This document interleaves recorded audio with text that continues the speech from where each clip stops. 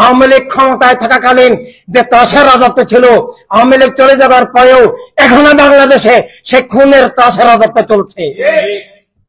সেই ত্রাসের রাজত্ব আবার ক্ষমতায় আসলে সব অর্জন ব্যর্থ, তখন আমাদেরকে নতুন ভাবে আবার মুক্তির আন্দোলন করতে হবে। তা যেন না হয়, এই আন্দোলনের ধারাবাহিকতায় আমাদেরকে রাষ্ট্রকে একটা প্রাথমিক সংশোধনের লেভেলে আনতে হবে।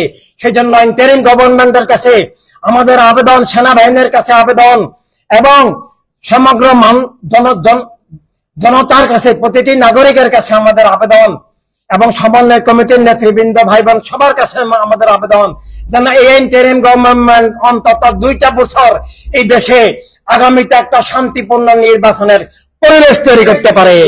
আমরা ওয়ার্ল্ড হিউম্যানিটারিয়ান রেভলিউশন, শেখ হাসিনার গত প্রহসনের নির্বাচনের আগে, আওয়ামী লীগের প্রহসনের নির্বাচনের আগে আমরা অনেক আন্দোলন করেছি।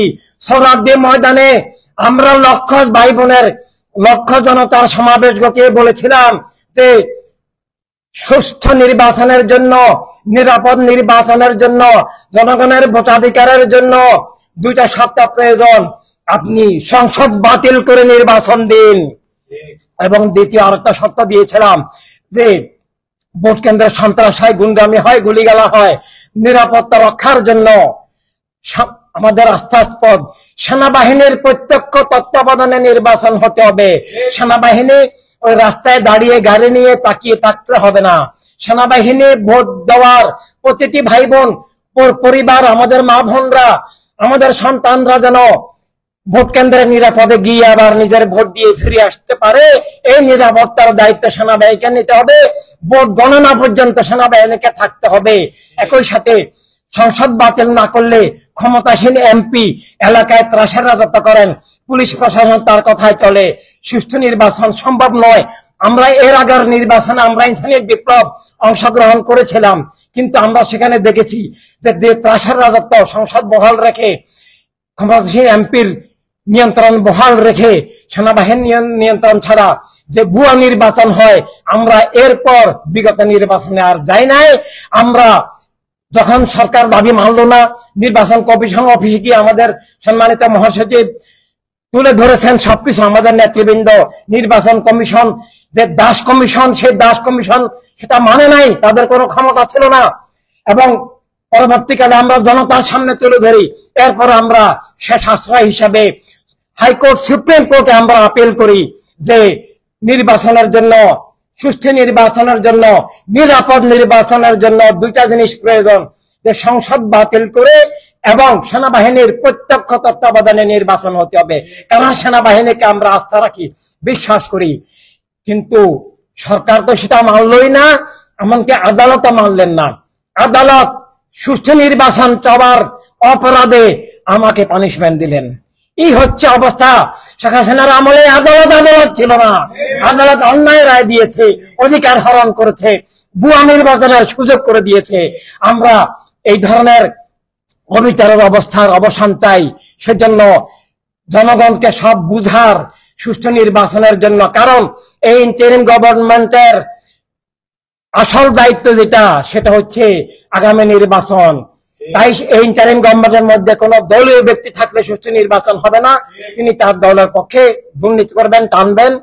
আর সময় হুট করে এখন তাড়াহুড়া অনেক দল চাচ্ছে যে এই একটা ঘোরাটা অবস্থার মধ্যে, এই ত্রাসের অবস্থার মধ্যে বিভিন্ন দলকে উইচ হান্টিং, বিভিন্ন দলকে একবারে আবদ্ধ রেখে আবার মানে ক্ষমতা দখল করা। নো, কারণ কোন ব্যক্তির দলের ক্ষমতার জন্য এই আন্দোলন যদি হয়, তাহলে সেই আন্দোলনকে আমরা ধিক্কার জানাবো। আসলে সেই আন্দোলন তার জন্য ভাই বোনরা জীবন দেন নাই। অতীতের 71-এর যারা জীবন দিয়েছেন, 47-এর আগে পরে যারা জীবন দিয়েছেন, সবাই জীবনের, দেশের, রাষ্ট্রের, ধর্মের মুক্তির জন্য দিয়েছেন। কিন্তু পরবর্তীকালে সব আন্দোলন ব্যর্থ হয়ে গেছে। আমরা চাই না এই আন্দোলন ব্যর্থ হোক, এটা সফল হোক, এটাকে আমরা সবাই মিলে এগিয়ে নেব। এটা এই দেশের প্রতিটি নাগরিকের আন্দোলন। এবং সমন্বয় কমিটি এবং ছাত্র জনতাকে আমরা একটা কথা বলবো, শুধু নিজেকে বাংলাদেশের মুক্তির জন্য, এখানে মানবতা কায়েম হওয়ার জন্য, অধিকার স্বাধীনতা কায়েম হওয়ার জন্য শুধু এখান থেকে বৈষম্য দূর হওয়ার জন্য আমাদেরকে ভাবলে চলবে না। মানবতা অখণ্ড, আমাদেরকে গাজা ফিলিস্তিন সহকারে পৃথিবীর উত্তর দক্ষিণ পূর্ব পশ্চিম সব জায়গায় এখন বৈষম্য, এক এক জায়গায় এক এক বৈষম্য, সব জায়গায় গোষ্ঠীবাদী রাজনীতি, সব জায়গায় খুনের রাজনীতি, সব জায়গায় পাশবতার রাজনীতি, অধিকার হরণের রাজনীতি, লুটের রাজনীতি, এক ধর্মের নামে বা এক জাতীয়তাবাদের নামে। সারা দুনিয়ার সব মানুষের মুক্তির জন্য আসো আমরা একসাথে ইনসানিয়াত বিপ্লব করি, মানবতার রাজনীতি, মানবতার রাষ্ট্র, মানবতার দুনিয়া প্রতিষ্ঠা করি, সব মানুষকে মুক্ত করি, সব মানুষের আত্মাকে অধর্ম উগ্রবাদ থেকে বস্তুবাদ থেকে মুক্ত করি, সব ধর্মের মানবিক শিক্ষাকে রক্ষা করি, সব মানুষের দুনিয়া, মানুষের রাষ্ট্র, মানুষের দুনিয়া, শান্তির রাষ্ট্র, শান্তির দুনিয়া।